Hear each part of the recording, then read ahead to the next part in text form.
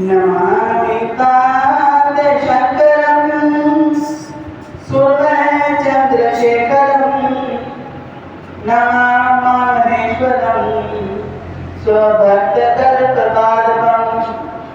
तमेकमेव ईश्वरं शिवम् अनादिदैवतं नमामि प्रेममङ्गलं जगद्गुरु च शाश्वतम्। हम दो अक्षर के मंगल में शिव नाम की महिमा गाते हैं।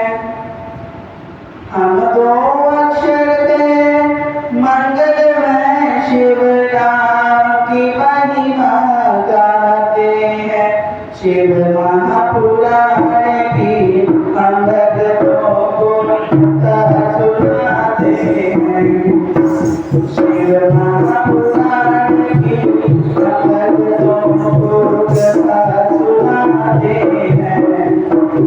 हम दो अक्षर के मंगल में शिव नाम की महिमा गाते हैं। हम दो अक्षर के मंगल में शिव नाम की महिमा गाते हैं। शिव महापुराण की हम भक्तों को कथा सुनाते हैं।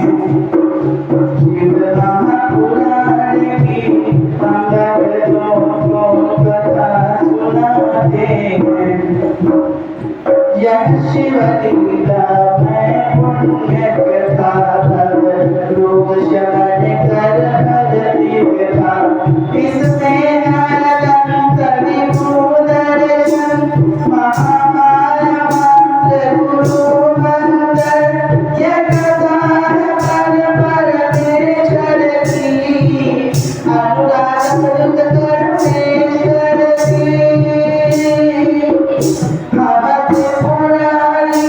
गिरधीश्वर शिव का चरित सुनाते हैं।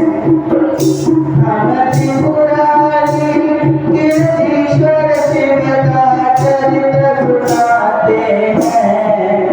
शिव महापुराण की हम भक्तों को कथा सुनाते हैं। शिव महापुराण की हम भक्तों को कथा सुनाते हैं। ओम नमः शिवाय। ओम नमः शिवाय। ओम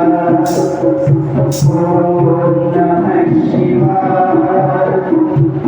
ओम नमः शिवाय। ओम नमः शिवाय। ओम नमः शिवाय।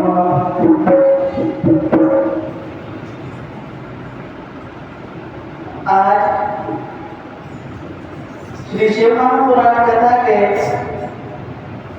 पंचम दिवस की सभी को हार्दिक शुभकामनाएं। आज शिव महापुराण की द्वितीय संहिता रुद्र संहिता में हम प्रवेश करने जा रहे हैं।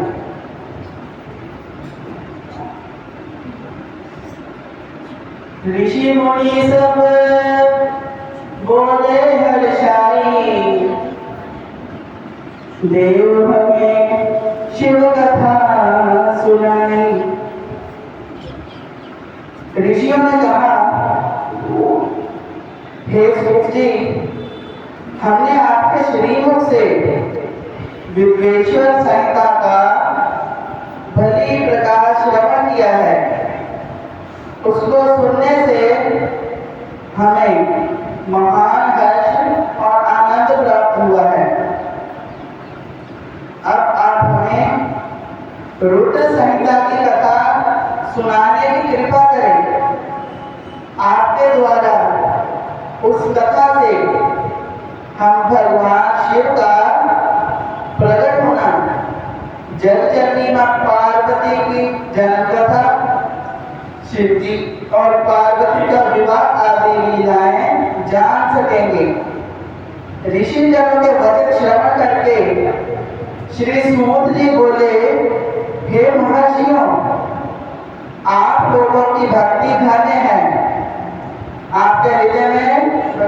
शिव की इस परम पुनीत कथा में इतनी भक्ति और श्रद्धा देखकर मैं धन्य हुआ। आपका प्रश्न अति उत्तम है। आपको आपके इन भक्ति भावना से प्रेरित प्रश्नों की प्रशंसा मैं कहां तक करूं? वे गंगा जल के समान निर्मल तथा पुण्यशील हैं।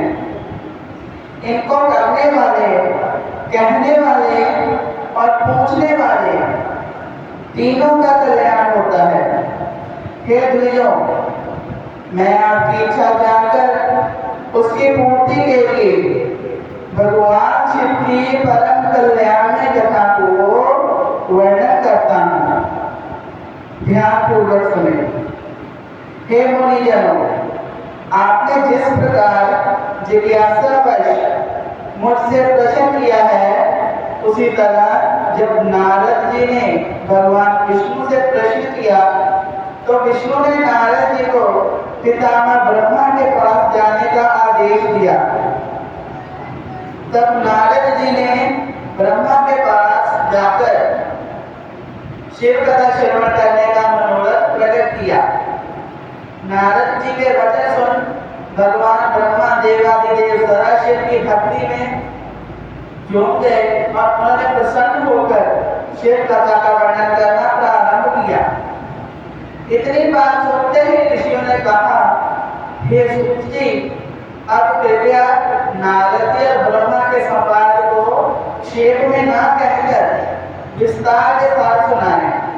आपके वचनों से हमें आनंद प्राप्त होता है।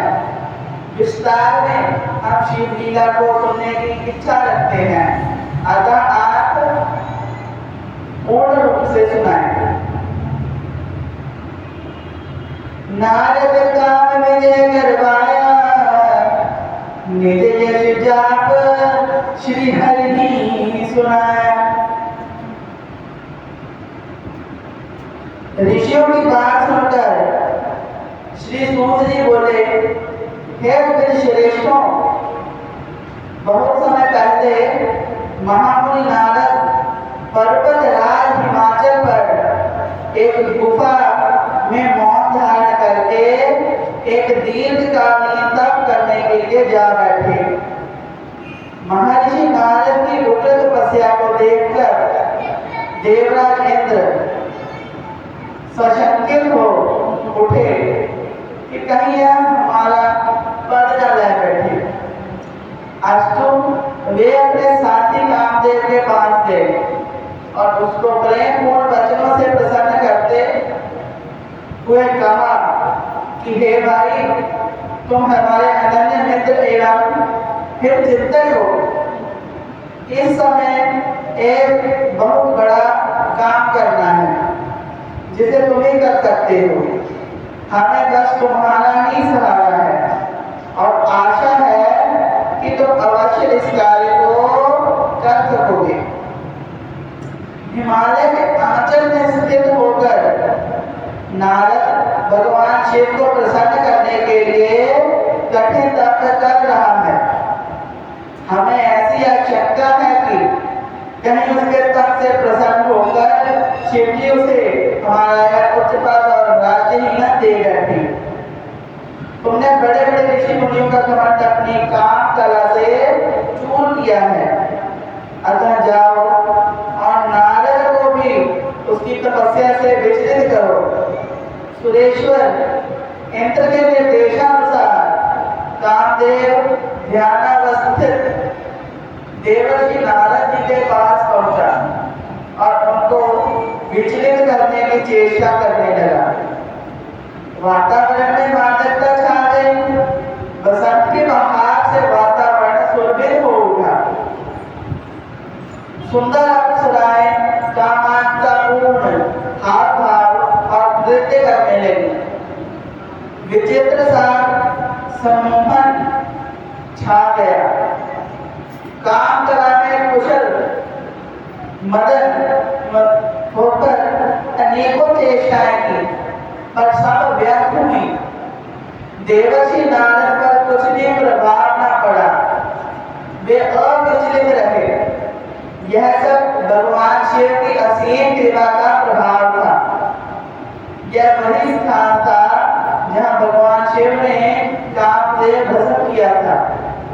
और रति की याचना करने पर कालांतर में कामदेव को जीवित कर देने का आश्वासन तो दिया था, पर साथ ही उस प्रदेश में मोह माया का कोई असर नहीं पड़ेगा, यह उनका वरदान था। अस्तु देवर्षि नारद कामदेव के मोह जाल से अल्पित और निर्विकार रहे। इस तरह बहुत समय तक देवर्षि नारद ने अविचल भाव से कठोर तपस्या की। तपस्या पूर्ण हो जाने पर वे उठे, पर साथ ही उन्हें काम विजय का अहंकार हो उठा। अहंकार भाव के साथ ही विवेक बुद्धि का नाश हो जाना स्वाभाविक ही है।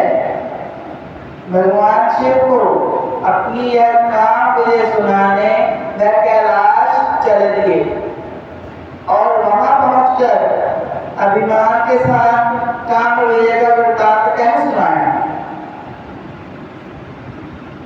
नारद जी की अपनी प्रशंसा को सुनकर भक्त वत्सल भगवान शिव ने उनके कल्याण की कामना से प्रेरित होकर उन्हें शुभाशीर्वाद देते हुए कहा, देखो इस समाचार को अपने ही तक सीमित रखना, देवता और विशेषकर भगवान विष्णु से मत कहना। यह सही है कि तुम उनके भक्त हो और तुम्हारा कल्याण किसी में है कि उनसे भी इस वृत्तांत को न कहना। हमारी सीख का ध्यान रखना, परंतु होनी होकर रहती है। भगवान शिव की सीख नारद जी को पसंद नहीं आई। यह भी कदाचित भगवान शिव की माया थी। नारद जी ब्रह्मलोक में जा पहुंचे और ब्रह्मा को अपनी कथा सुनाई। सब कथा सुनकर ब्रह्मा ने भी भगवान शिव की तरह नारद को आशीर्वाद देकर उनसे कहा कि इस वृत्तांत को गोपनीय रखना, किसी से ना कहना। नारद जी पर तो इस समय घमंड का भूत सवार था। तुरंत ही वे विष्णु लोक जा पहुंचे। भगवान विष्णु तो सर्वांतर्यामी ठहरे। शिव जी का ध्यान करके उन्होंने सब कुछ समझ लिया। नारद की बड़ी प्रेम से अर्चना की। कुशल संवाद के अनंतर नारद जी से उनके शुभागमन का अभिप्राय पूछा। भगवान विष्णु द्वारा सत्कार पाकर नारद ने बड़े गर्व के साथ कामदेव पर विजय पाने की कथा कह सुनाई। सब हाल सुनकर भगवान विष्णु ने शिव जी का ध्यान लगाया और मन ही मन उनकी स्तुति करते हुए उनके निर्देश पाकर नारद जी बोले, हे मुनिवर, आप जैसे योगी विवेक युक्त विशुद्ध हृदय अखंड ब्रह्मचारी का भला का तुच्छ मनन क्या बिगाड़ सकता है? हे भक्त प्रवर, आप पर काम क्रोध आदि मनोविकारों का क्या प्रभाव हो सकता है? आप तो इन सब विकृतियों से सर्वथा रहित और निर्लिप्त हैं। आप जैसे पहुंचे हुए योगियों के आगे किसका क्या बल चल सकता है? आप धन्य हैं, आपकी कीर्ति प्रशस्त हो। भगवान विष्णु ने अपनी प्रशंसा सुनकर नारद जी के गर्व का पारावार न रहा।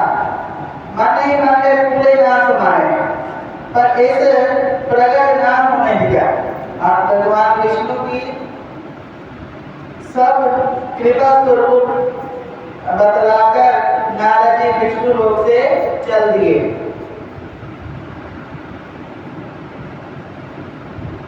हरि माया का है नहीं कहीं आदि और अंत, जिस माया में जा फंसे नारद जैसे संत। भक्त वत्सल भगवान विष्णु ने समझ लिया कि नारद जी में अहंकार उत्पन्न हो गया है और यह उनके लिए अहितकर होगा। अस्तु अपने भक्त के कल्याण की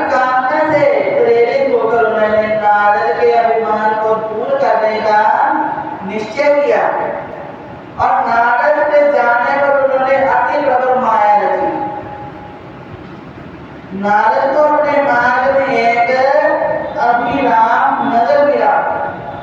शीलनिधि नाम के राजा का वह राज्य था। शीलनिधि की एक कन्या थी जो अत्यंत सुंदर और गुणवान थी। उस दिन उसका स्वयंवर था। दूर दूर के राजकुमार उसको प्राप्त करने के लिए आए हुए थे। खूब चहल पहल थी। नगर को विविध प्रकार से सजाया गया था। यह देखकर नारद जी राजमहल की तरफ हो निकले। देवर्षि नारद को देखकर वानर ने प्रणाम कर सिंहासन पर बिठाया। विधि पूर्वक अनेक प्रकार से उनका स्वागत सत्कार किया गया। तत्पश्चात अपनी कन्या को बुलवाकर उनके चरणों में प्रणाम करवाया।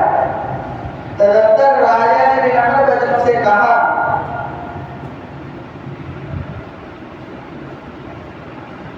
सत्कार करते हुए कन्या का भविष्य पूछा कि उनको वर कैसा मिलेगा।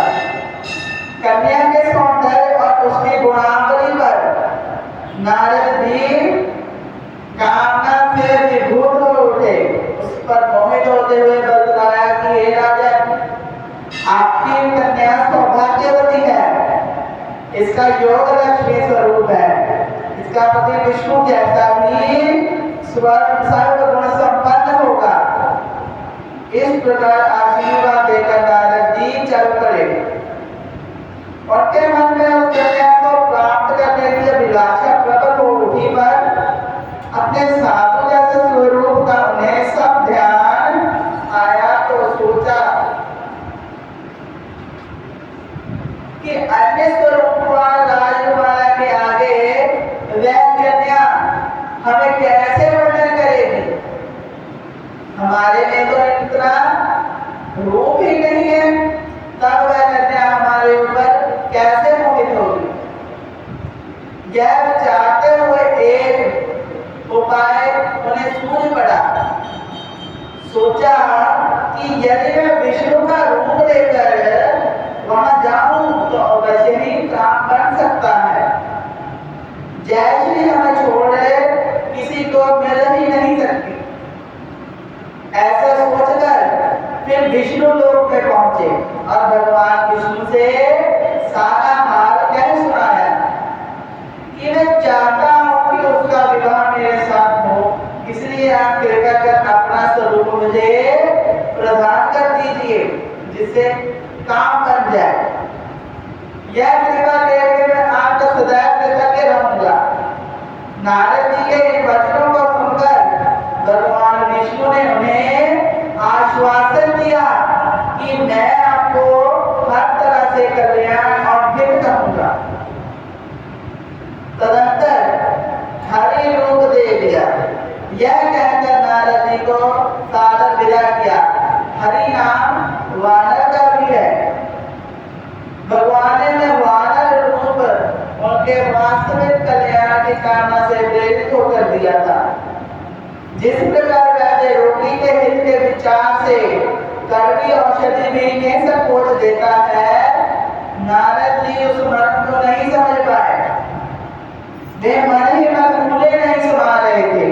अपने को सर्वश्रेष्ठ स्वरूपवान समझते हुए जल्दी जल्दी स्वयंवर में आकर राजाओं के बीच स्थित हो गए। भगवान विष्णु ने वानर का स्वरूप देकर भी उनको रक्षा के लिए उसमें विशेषता लगा दी कि उनका यह स्वरूप केवल वह कन्या ही देख सके। सभी लोग अपने ऋषि स्वरूप में ही दिख रहे थे, परंतु वहां पर दो रुद्रगण अर्थात भगवान शिव के गण ब्राह्मण रूप में बैठे हुए थे। वे इस भेद को अच्छी तरह जानते थे। कुछ समय के पश्चात राजकुमारी अपनी जयमाला लिए आ पहुंची। नारद की वानर की शक्ल देख उसे खींच हुई। इनके पास आई भी नहीं। अपने योग्य उसे कोई नहीं दिखाई दिया। वह उदास सी हो गई। लेकिन इसी बीच भगवान विष्णु राजा के रूप में आ पहुंचे। उनका विष्णु रूप नहीं देता था, केवल कन्या ही देख सकती। भगवान विष्णु के परम सुंदर विराट रूप को देखते ही उसने अपनी जयमाला उनके गले में डाल दी। भगवान विष्णु भी उस कन्या को लेकर अंतर्ध्यान होकर अपने लोक चले गए। नारद जी और दूसरे राजा निराश होकर चल दिए। ब्राह्मण वेशधारी उन दोनों रुद्रगणों ने आकर नारद से हंसते हुए कहा कि हे मुनि, आप बानर की शक्ल पर किस प्रकार सुंदरी को पाने की अभिलाषा कर रहे थे। नारद जी चौंक पड़े, उन्हें विश्वास नहीं हुआ, पर जब दर्पण में अपनी शक्ल देखी तो शर्म से उनका बुरा हाल हो गया।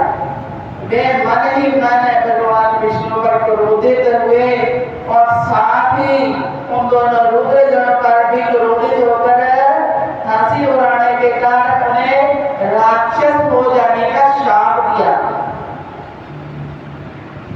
नारद जी ने तब दिया श्री हरि को यह शाप, वन में स्त्री के लिए भटकोगे तो आप। सूत जी से यह आख्यान सुनकर ऋषियों ने सूत जी को साधुवाद देते हुए पूछा कि उसके बाद नारद जी कहाँ गए और क्या किया। सूत जी ने कहा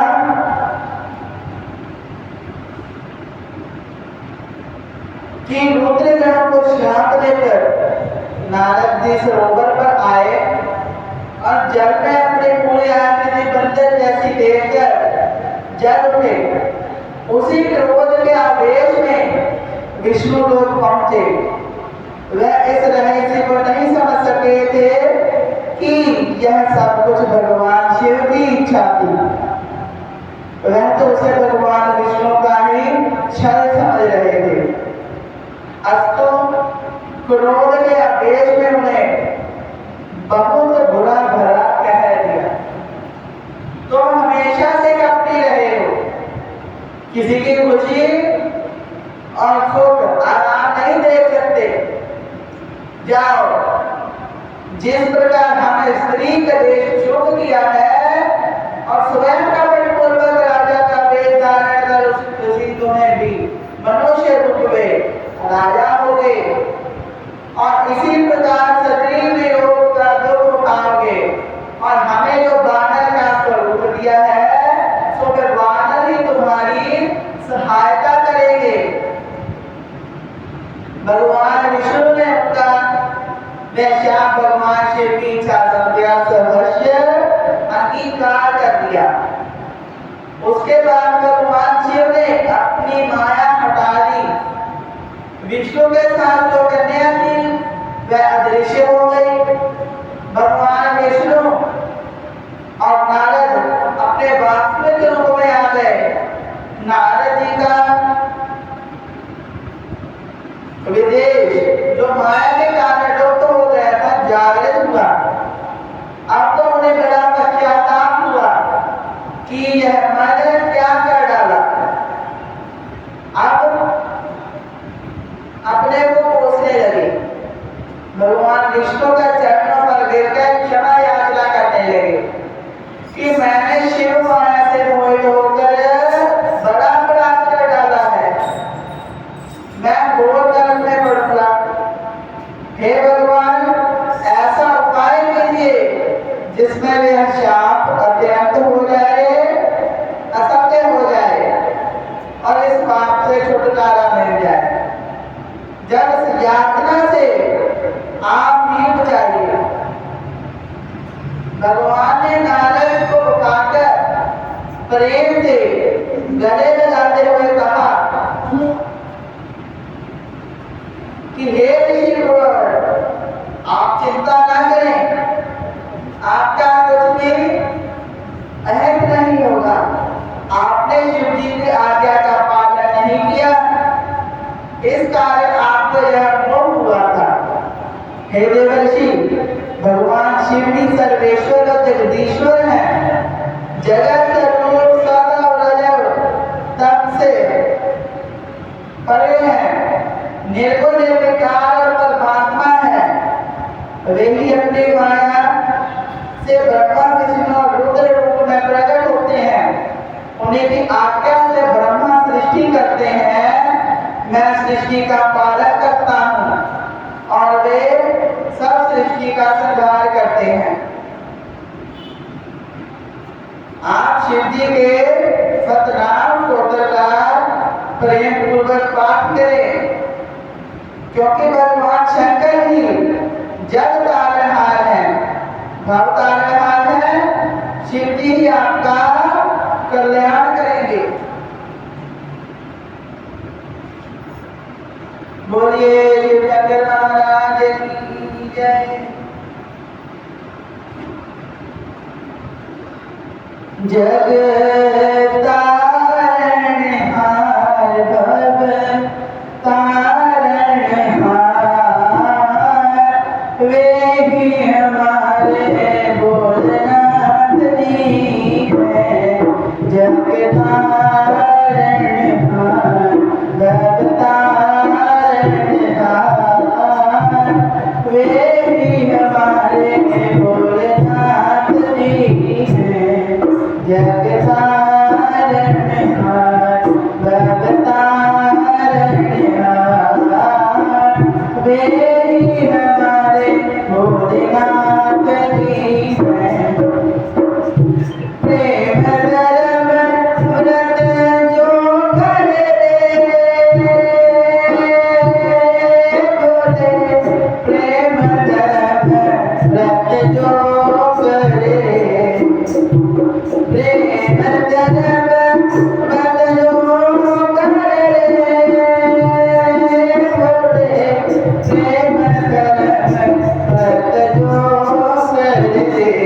अनंत मिलत है पार, अनंत मिलत है पार, वे ही हमारे भोलेनाथ जी हैं। अनंत मिलत है पार, अनंत मिलत है पार, वे ही हमारे भोलेनाथ जी हैं। जग तारनहार, जग तारनहार, वे ही हमारे भोलेनाथ जी हैं। जग तारनहार भव तारनहार, वे ही हमारे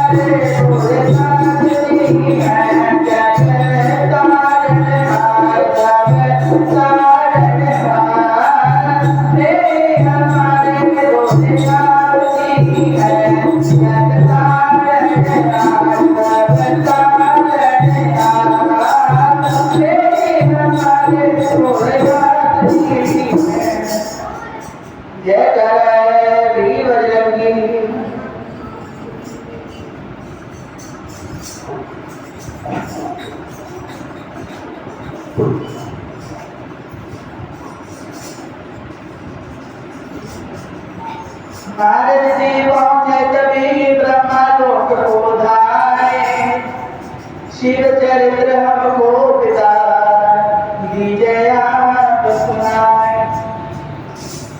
ऋषियों को आगे की कथा बतलाते हुए श्री सूत जी ने कहा कि भगवान नारद जी से इस प्रकार के अंतर ध्यान हो गए। नारद जी भगवान के निर्देशानुसार पृथ्वी लोक में आकर शिवलिंगों का दर्शन करने लगे। उसी बीच में दो रुद्रगण जिनको नारद जी ने शाप दे दिया था, आकर नारद के चरणों में गिरकर अपने उद्धार के याचना करने लगे। उनके पश्चाताप और विनय को सुनकर नारद जी ने कहा कि उस समय शिव जी की माया से मोहवश मेरी बुद्धि भ्रांत हो गई थी, जो तुम्हें शाप दे डाला। पर मेरा कथन असत्य तो नहीं हो सकता। हाँ, इसके निवारण के लिए मैं उसमें संशोधन कर देता हूँ।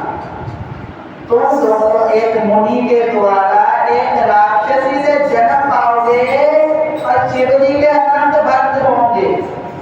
तुम्हारा बल और प्रताप सर्वत्र व्याप्त हो जाएगा।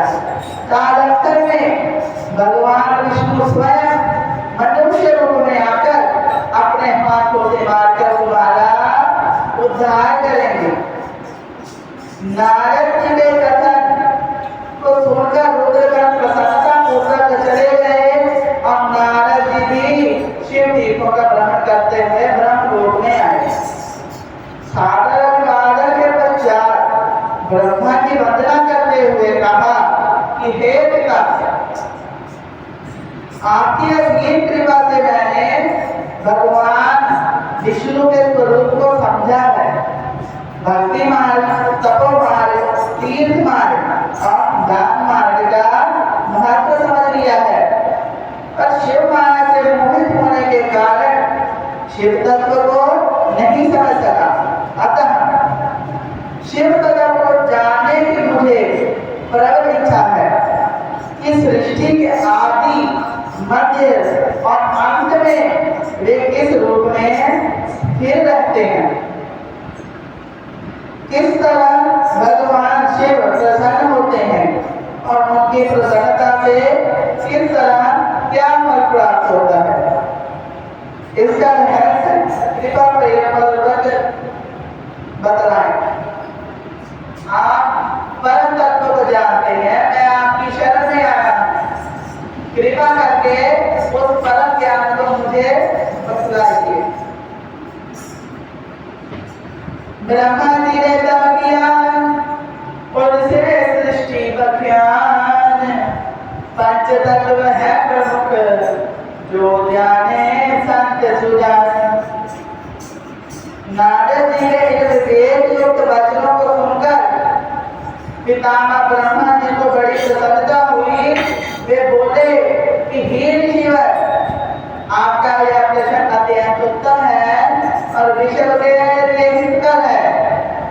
महान प्रलय के समय में जब सृष्टि का पूर्ण विनाश हो गया था, सावर जंगम, सूर्य चंद्र, वायु जल पृथ्वी आकाश सब कुछ शून्य हो गया था। तब केवल शिव तत्व ही शेष था। मन, वाणी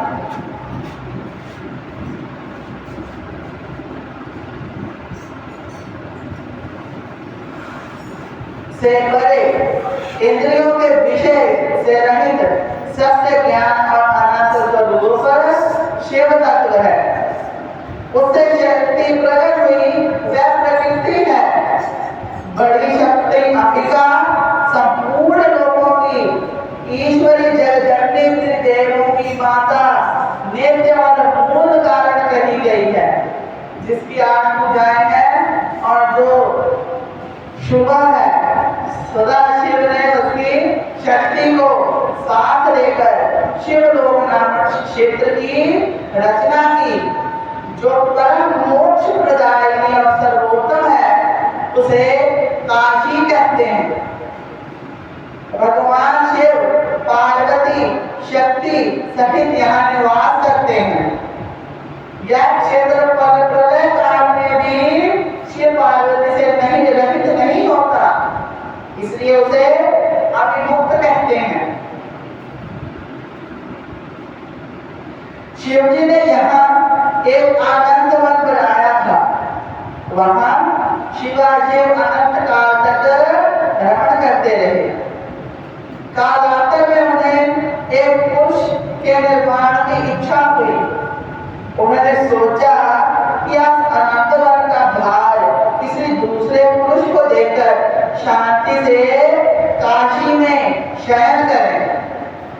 इस प्रकार विचार करके इस क्षेत्र के दक्षिण के 10वें अंश में सुधारूपास्वर का व्यापार किया, जिससे एक परम सुंदर पुरुष का आविर्भाव हुआ। यह पुरुष अत्यंत सौंदर्य युक्त, प्रतिभावान और विविध गुणों से संपन्न था।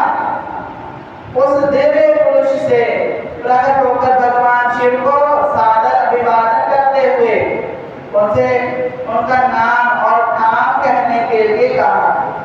तब भगवान शिव हंसकर बोले कि सर्वत्र जगत में व्यापक होने के कारण भी बहुत से नाम होंगे। इसके बाद भगवान शिव ने विष्णु को दृढ़ता के साथ तप करने के लिए कहा, साथ ही वेदों को भी प्रदान किया। भगवान शिव के आदेशानुसार विष्णु ने 12,000 वर्ष तक दीर्घ तप किया, पर अभी तक परम कल्याणकारी भगवान शिव के दर्शन नहीं प्राप्त हो सके थे। उनकी चिंता को समझकर शिव जी ने आज्ञा दी कि तुम अपने संशय को दूर करने के लिए और तप करो। तदनुसार विष्णु ने पूरा बहुत काल तक कठिन तप किया। शिव जी की माया से विष्णु के शरीर से अनेक प्रकार की जल धाराएं निकली। वह सब जल शून्य में व्याप्त होकर ब्रह्म स्वरूप हो गया, जिनके स्पर्श से पाप ताप नष्ट होते हैं। विष्णु को इससे अति प्रसन्नता हुई और वे थक कर स्वयं उस जल पर सो गए। उसी समय उनका शुद्ध संबंध नारायण नाम पड़ा। श्री नारायण भगवान की जय। उस समय प्रगति पुरुष के अभाव में कुछ नहीं था, इसलिए उनसे सब तत्वों की उत्पत्ति हुई। बाद में उनका विस्तार हुआ। पहले प्रकृति से 3 गुण सतत रजतम उत्पन्न हुए। पुनः उससे शब्द स्पर्श रूप रस और गंध उत्पन्न हुए। उसके पश्चात पंच महाभूत, जिसे पृथ्वी जल वायु अग्नि और आकाश प्रकट हुए। उससे ज्ञान इंद्रियां, नेत्र कान नाक जिह्वा और त्वचा और कर्मेंद्रियां, वाणी हाथ पैर उदार उपस्थ प्रकट हुई। शिव शंकर महाराज की जय। आज की कथा को यहाँ पर लाओ श्याम जी यह भोग गरीब लाओ श्याम जी लाओ श्याम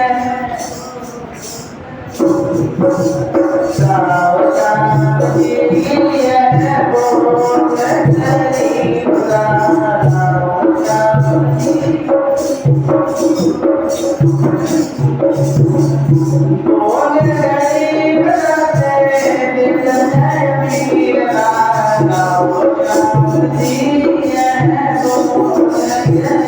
लाओ श्याम जी